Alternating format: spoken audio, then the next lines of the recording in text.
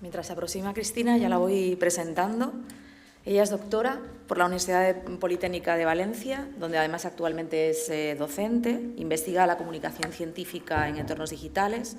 Su trabajo se centra en el análisis de enlaces, las métricas web y la visibilidad de la investigación, principalmente patentes, para comprender su impacto social.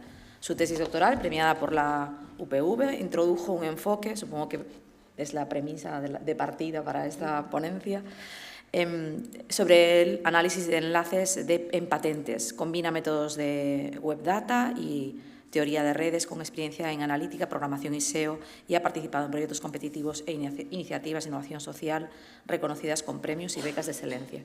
Así que cuando quieras puedes empezar, y gracias por estar aquí hoy y gracias a todos ustedes también por estar aquí tan tempranito.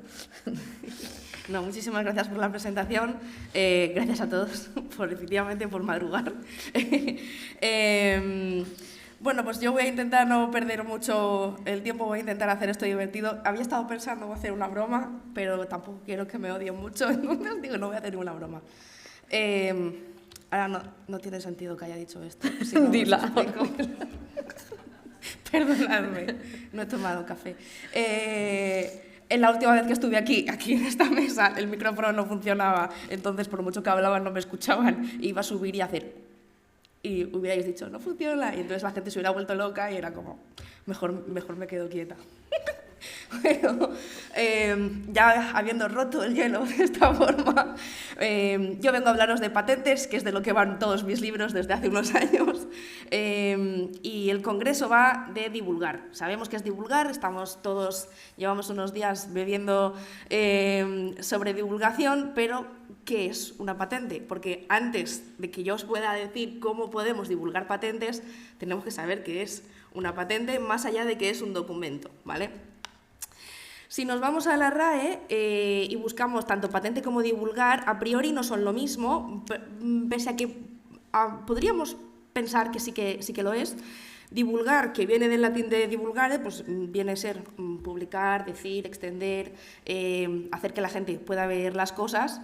Y dejar patente per se tiene diferentes acepciones, únicamente he puesto 3, me quedé en la tercera porque la tercera era precisamente la que necesitábamos, pero las 2 primeras también nos servían pues, para ver cómo se acercaba a lo que es divulgar. No se parecen en nada las definiciones o las tres acepciones que tienen, pero si nos fijamos no en los sinónimos, sino en los antónimos, los 3, tanto de la primera y la segunda acepción de patente como en la primera de divulgar, hablan de lo mismo, que es dejar oculto, ¿vale? En ambos casos lo que queremos es decir que todo el mundo pueda saber de algo, que todo el mundo pueda tener información sobre algo, tanto en divulgar como en lo que sería una patente, ¿vale? Y entonces, si nos vamos a hablar de los documentos de patentes, podría empezar por la parte... que también se me ocurrió en mi casa, pensé comprarme un megáfono para poder haceroslo, que cuando leemos un documento de patente no, pero cuando se hacen públicas las patentes, especialmente las literae patents, que es de donde venimos y de donde tenemos todo lo que es el sistema de patentes ahora mismo, lo primero que se decía era que, bueno, lo primero que ponía en el documento era a quienes la presente vieren y entendieren, lo que sería echar el bando en cualquier pueblo, ¿vale? La gente chillando, se hace saber, pues esto es lo mismo, pero en un documento de patente. ¿Qué pasa? Que esto... Así dicho, es como que, ¿qué me estás contando, Cristina? Las literae patentes son medievales, ¿vale? Las otorgaban los reyes, pero lo cierto es que ya tenemos, antes del 720 a.C., en lo que era la ciudad de Sibaris, ya teníamos lo que nosotros entendemos como concepto de patente. Sibaris es la ciudad de los sibaritas, por si... todos podemos saber más o menos hacia dónde van. Los sibaritas era gente que vivía muy bien, no podían tener herreros, no podían tener niños, no podían tener gallos porque el ruido les molestaba, y la ropa que tenían era la mejor que había en aquel momento. Y precisamente por eso nos quedamos con la palabra sibarita actualmente. Ellos sí que otorgaban la posibilidad de que una persona durante un año, un chef en este caso, pudiese tener en exclusiva una receta que hubiera inventado, nadie podía utilizar esa receta y él podía monopolizar la creación de la misma, ¿vale? Esto es la base de lo que nosotros actualmente entendemos como una patente, ¿vale?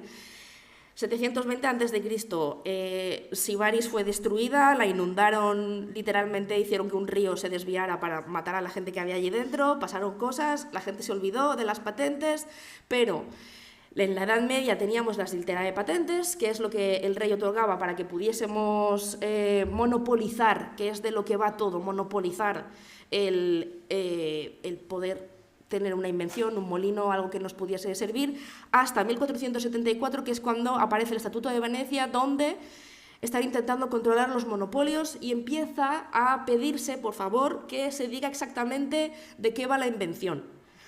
En 1555, Enrique II, si no recuerdo mal, en Francia, es el que ya obligatoriamente dice que o me explicas exactamente cómo funciona esto o yo no te dejo que lo explotes. En 1623, en Reino Unido, se plantea lo que es el sistema de monopolios que tenemos ahora mismo, o sea, es la base de lo que tenemos actualmente, y no me acuerdo el nombre del rey que hace esto, pues obviamente fue un rey. Y luego en 1790, a esto sí que lo recuerdo, es cuando Washington firma el Patent Act, que es el sistema que tienen ellos, o sea, es como la base del sistema de creación de patentes de Estados Unidos. Me diréis, ¿esto, Cristina, del rollo? Sí, historia, primero me gusta, y segundo, es importante para entender de dónde venimos, porque es el conjunto de un montón de cosas que suceden a nivel mundial, en las que lo que hacemos es proteger, por una parte, al inventor y a su invento, y por otra parte, a la gente.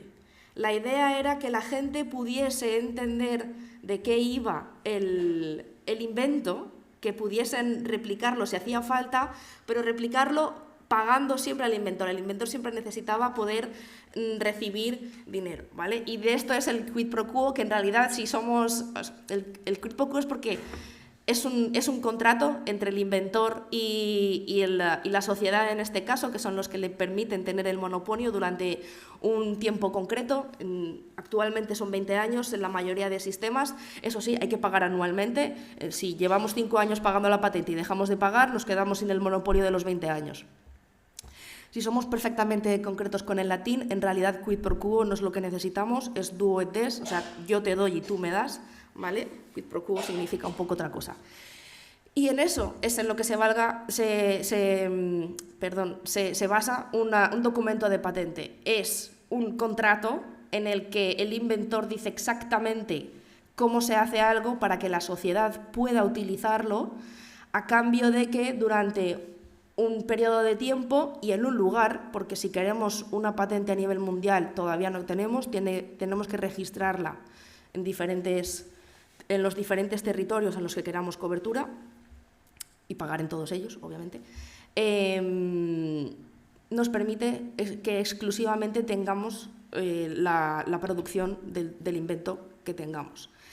Y para que nos den la patente necesitamos cumplir 3 requisitos. El primero, que sea novedad, es decir, no tiene que haber nada que ya exista relacionado con esto.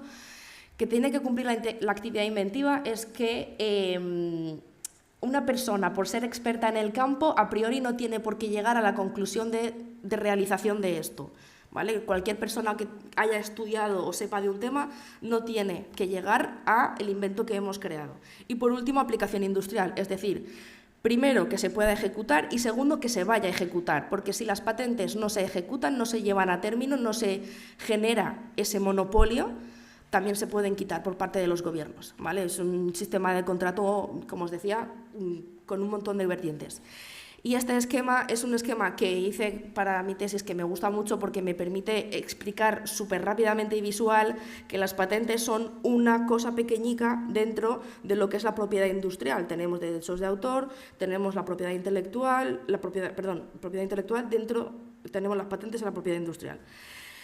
Las patentes son una cosa pequeñica que también están muy relacionadas con los modelos de utilidad, con los secretos comerciales no, porque como el nombre indica es un secreto, entonces ahí no sabemos muy bien qué es lo que pasa. El secreto mejor guardado sigue siendo el de la Coca-Cola, eso es así. Pero las patentes, pues bueno, son documentos que sí que se sabe sobre ellos. Y por último, de este rollo de formación de qué leches es una patente, que me hace falta explicaros porque si no, pues no sabéis las partes, en España, porque este gráfico en particular es en España, pero este gráfico varía en función de la oficina donde estemos solicitando el documento de la patente. En España aproximadamente se tarda 24 meses en que se nos conceda una patente. Documentos importantes. El primero, el de la solicitud, ¿vale? El del examen del informe y el informe de estado de la técnica es otro documento que se añade a lo que sería el fichero de la patente y por último ya el documento final de la patente. Normalmente cuando trabajamos únicamente con el documento final, pero estos dos documentos, el primero y el del informe, son importantes porque también tienen información técnica y podemos ver las diferencias que han habido entre lo que el inventor dice y lo que él después se añade a ese documento final de patente, ¿vale? Para divulgar normalmente usamos única y exclusivamente el final, pero para hacer estudios nos necesitamos todos, ¿vale? Y con eso, y sabiendo que tenemos 194 oficinas en las que podemos extraer información, 5 oficinas regionales que aglutinan algunas de las oficinas de esas 194, veréis que hay 2 de estados africanos, una de las regiones es para angloparlantes, la otra es para francófonos, y luego tenemos institutos. Obviamente también tenemos bases de datos especializadas, páginas web que tienen mogollón de información sobre patentes, de documentos completos en los que podemos acceder y leer todo lo que queramos sobre las mismas. Hoy en día, especialmente desde que surgió Google Patents, tenemos acceso a los documentos completos, no es como antes que únicamente teníamos la portada con los datos bibliográficos, y entonces es mucho más fácil poder hacerle llegar a la gente información sobre patentes en general o sobre la nuestra en particular. Motivaciones para patentar, principalmente de tipo económico, corporativos y para transferencia del conocimiento de información. Esto serían los documentos, las motivaciones internas de las propias empresas y luego también motivaciones de las empresas o ya del resto de gente pudieran ser que las patentes nos sirven para conocer el futuro, de ahí que ponga oráculos, cuando sabemos en qué se está investigando, en qué se está planteando patentes y demás, podemos realizar un estudio de hacia dónde nos dirigimos, la monitorización, saber qué están haciendo nuestros competidores y por último inteligencia, saber por dónde se está moviendo el mercado actualmente. Y ahora, un documento de patente que es ya per se el PDF, que nos leeríamos nosotros ahora, tiene primero una portada con los datos bibliográficos, que es en realidad de donde vamos a sacar gran parte de los datos que vamos a poner en un hilo de tweets o en un post de LinkedIn o seguramente en cualquier tipo de publicación rápida que podamos poner en redes sociales, centrándonos en ellas. Tenemos diferentes tipos de datos bibliográficos, desde dónde está la oficina de registro, que es lo que aparece en la parte de arriba, en el bloque número 1, número de patente y demás, nos dice qué es y qué tipo de modelo es, lo que aparece en el bloque número 2, en el 3 y en el 4, en qué momento se presenta y quién lo presenta, y en el 5 lo que tenemos es un resumen y el título de la patente. Y con esto, que en realidad era lo que teníamos hasta hace unos años, es suficiente para entender bastante de lo que hay dentro. ¿Qué pasa? Que no sabemos. O sea, tenemos que irnos a la descripción, que es donde está todo el rollo, donde nos dicen cómo funciona exactamente lo que sea que han inventado, ¿vale? Y después tenemos las reivindicaciones, las claims, que es donde los autores tienen que poner toda la jerga legal, toda la parte, todo lo que delimita exactamente los beneficios y propiedades de esa patente para el inventor, hasta dónde llega lo que yo he hecho para que no me copien. Esto es lo que se va a proteger, ¿vale? Y luego los dibujitos, porque los dibujitos siempre son guays, ¿vale? Esta patente que estáis viendo, la que he puesto tanto en la portada, esta patente es la patente española, la patente de Margarita Salas, que si no me equivoco hasta el año pasado, no sé si habrá cambiado porque no he revisado el dato, pero tampoco porque no lo sacan hasta mediados de año.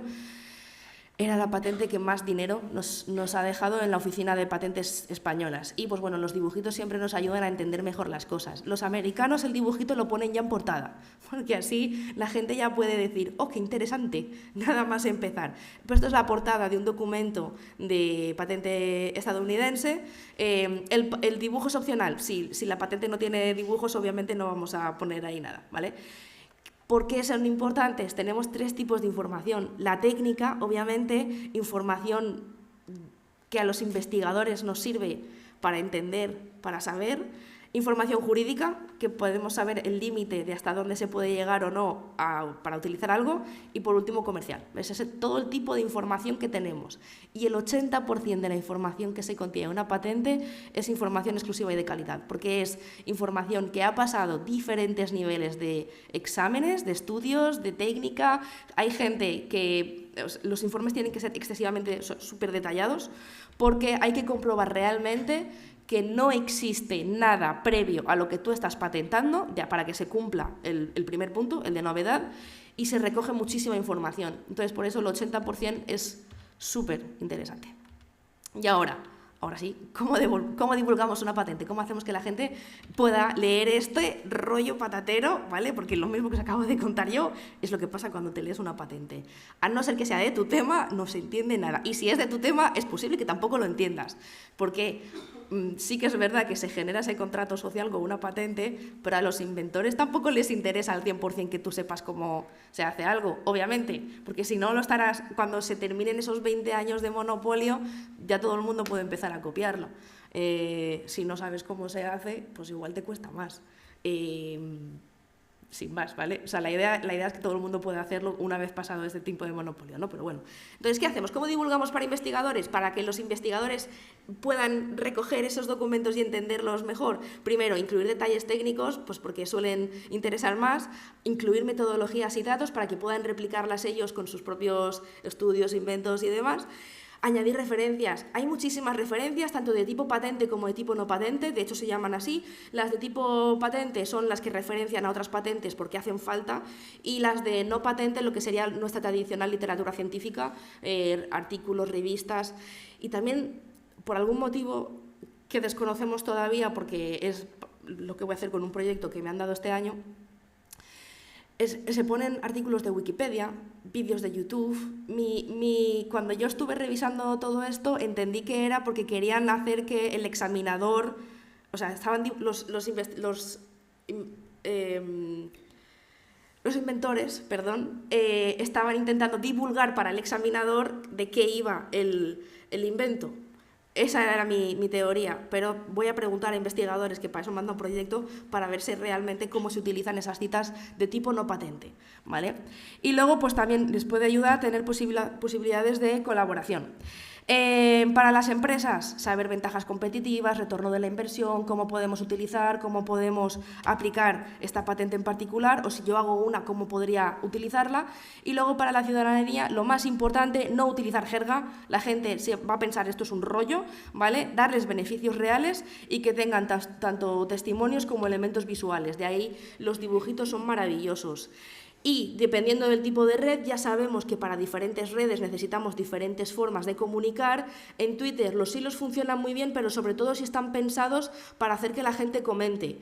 El año pasado en CODI presenté un artículo, o sea, una comunicación sobre la divulgación de una patente en particular, y lo bonito fue ver la discusión que había alrededor de ella, no tanto la información que se publicaba. Obviamente necesitábamos saber una serie de datos mínimos que incluir, que os los pondré ahora como ejemplo práctico. El LinkedIn se utiliza mucho a nivel de empresa, obviamente sabemos que la propia red social se da para que comuniquemos internamente.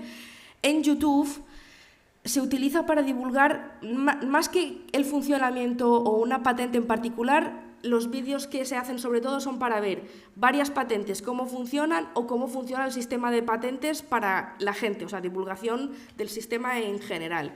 Y Reddit lo utilizan muchísimo en cuanto a patentes para protegerse los inventores unos a otros, para pasarse información y decirse, tienes que borrar esto que has puesto en tu web porque si no el examinador va a saber que esto ya está publicado, por lo tanto, en el momento en el que tenemos cualquier tipo de publicación ya no nos funciona. Y una cosa importante, en todas las redes sociales hay mogollón de bots hablando de patentes, y esto lo veremos también ahora en la diapositiva que tengo de ejemplo, porque hay una gran diferencia en cuanto a lo que es el engagement, pero los bots lo hacen mejor que las personas. En cuanto a storytelling, las patentes están hechas para resolver un problema, normalmente. Entonces, lo importante es siempre localizamos el problema, vemos qué solución nos está dando y después decimos para qué nos va a ayudar, para qué nos sirve, cuál es el impacto que va a tener para la sociedad. Con esas 3 cosas es más que suficiente para que la gente entienda de qué va todo. Y ahora, aquí, la cosa que está bien hecha y la cosa que no está tan bien hecha. Estos son 2 publicaciones de Twitter, 2 posts en los que se habla sobre patentes, cosas buenas. Lo que está bien hecho, que sería la de esta, que pone OK. No sé si es derecha o izquierda. Está súper bien poner el hashtag con el tipo de invención que es, el nombre del inventor o de la empresa en este caso. Si pudiéramos poner el handle en lugar del hashtag sería mejor todavía, pero al menos esa mención ya nos ayuda, algo que en la que no está bien no se ve, pero aquí Apple no está mencionado, o sea, no está marcado de ningún tipo. Lo ideal sería poner el handle o el hashtag, añadir la palabra patente en algún lugar. Y como cosa importante, añadir el número de la patente para que todo el mundo pueda ir a localizarla. No importa si lo pones como enlace, si lo pones como hashtag o como quiera que lo pongas, pero pon el número, porque el número es lo que va a llevar a la gente de forma inequívoca a la patente de la que tú estás hablando. Patentes pueden haber varias sobre lo mismo, porque se registran en diferentes partes del mundo, en diferentes oficinas, porque hay modificaciones que se tengan que hacer o porque en realidad pensamos que es una patente y no lo es. Es un modelo, que es una patente como más pequeñita, ¿vale? Y el tema de los enlaces, eso es cierto que aquí en la parte de que esta que pongo que está mal, está bien. Hay un enlace a Google Patents y yo se lo agradezco enormemente. Como podéis observar, ambas tienen dibujicos, que eso siempre ayuda, ¿vale? ¿Qué pasa? Esta primera es un bot que se dedica a publicar patentes y la información que publica es muy buena, pero apenas tiene engagement. Y me diréis, bueno, Cristina, esto lo cogiste cuando hacía 2 minutos que lo habían publicado. Bueno, os puedo decir que otras que tienen en el mismo sitio tampoco tienen mucho engagement. En cambio, cuando lo publica una persona, un divulgador, una persona X que quiere hablar sobre la patente, independientemente de que falten cosas para mejorar la divulgación sobre la misma, sí que es verdad que recibe muchísimas interacciones, hay muchísimos likes, retweets, hay comentarios y demás. También es verdad que esta patente en particular, que fue la del anillo de Apple, fue porque hubo ciertos problemas en cuanto a explicarla, se entendieron mal las cosas en su momento. Igual que también sucedió con uno de los anuncios de Samsung, que la gente tenía que ponerse de pie delante de la tele, o de la Sony. Y bueno, ya tips para poner. Entonces, siempre cuando traduzcamos la patente, que no juguemos, o sea, que no traicionemos esa traducción, que realmente estemos diciendo lo mismo que dice la patente, que está bien simplificar pero no distorsionar, porque si no la gente va a entender mal las cosas, que es lo que sucedió con la patente del anillo de Apple, por ejemplo. Siempre añadir el problema que resolvemos, siempre, o sea, es algo que tiene que estar ahí sí o sí. Y luego, tenemos que tener cuidado si estamos hablando de la solicitud o de la patente. ¿Recordáis todo el rollo que os he dicho al principio, de que había un documento al principio? Hay veces que las patentes, el documento no es el mismo, el documento final, que el documento inicial. Entonces tenemos que tenerlo en cuenta y ser capaces de diferenciar eso, y cuando podemos hablar de la solicitud, absolutamente no hay ningún problema. De hecho, uno de mis estudios sobre patentes en Twitter fue relacionado con la del COVID, la primera patente china con una vacuna del COVID que se hizo, y era la solicitud. Tú no puedes ver todavía nada más, solamente era el documento de solicitud. Eso tenía que quedar claro a la gente, no era la patente ya directamente. Y que siempre es importante, primero arrancamos con la explicación, decimos a la gente esto es lo que hay y después favorecemos el debate. Guiar la conversación es súper importante, decirle a la gente los caminos cuando alguien no está entendiendo algo bien, hacerlo obviamente de buenas formas, pero siempre guiar la conversación es súper útil. Añadir las fuentes, Google Patents, por ejemplo, es una de las más sencillas de añadir, podemos añadir la que sea, las propias oficinas, la de la UPSTO, por ejemplo, es muy buena, la que tenemos, la base de datos de España, de la OMP, está bien también, ¿vale? No es tan buena como la de Estados Unidos, pero está bien también. Es cierto que al final lo más sencillo en ocasiones es Google, pero cualquiera nos vale siempre y cuando pongamos el enlace. Y yo os lo agradeceré enormemente, y por eso lo último que pone son los enlaces, porque así es como yo los puedo estudiar, que es a lo que me dedico. Si ponemos enlaces, yo yo hago estudios y publico cosas. Entonces creo que añadir enlaces ya no solamente, obviamente por mí, por todo el mundo, porque los enlaces nos llevan a conocer más cosas, son súper interesantes. Y con eso lo tenemos. Perfecto. Muchas gracias. Tenemos tiempo para una pregunta, porque la verdad es que Cristina ha estado impecable con el uso de la palabra. Si tenéis alguna por ahí, perdón, he puesto una... Ha saltado una alarma que no esperaba. Perdón. ¿Hay alguna pregunta en el público? Si no, bueno, yo quería preguntarte sobre la exposición que has hecho ahora con el tema de los bots. ¿Por qué lo hacen mejor que las personas? Sí, querías... porque los bots, como lo que hacen es precisamente cuando le hacen el feed de cómo tienen que generar la información del texto, ponen los enlaces, ponen los hashtags, ponen el número de la patente, ponen absolutamente los datos básicos, todo lo que pone en la diapositiva esta que hay que hacer, lo ponen todo perfecto. Lo único que no hacen es guiar y dirigir esa conversación, pero lo que es digo tweet, pero sucede también en Reddit y sucede también en otras de las redes sociales, sí, plataformas. Gracias. Sí, efectivamente los bots lo hacen mejor, pero porque están preparados para eso. Normalmente la gente, cuando hablamos, hay muchas veces que no tenemos en cuenta todo lo que hace falta para divulgar correctamente. Vale, pues muchísimas gracias. A vosotros.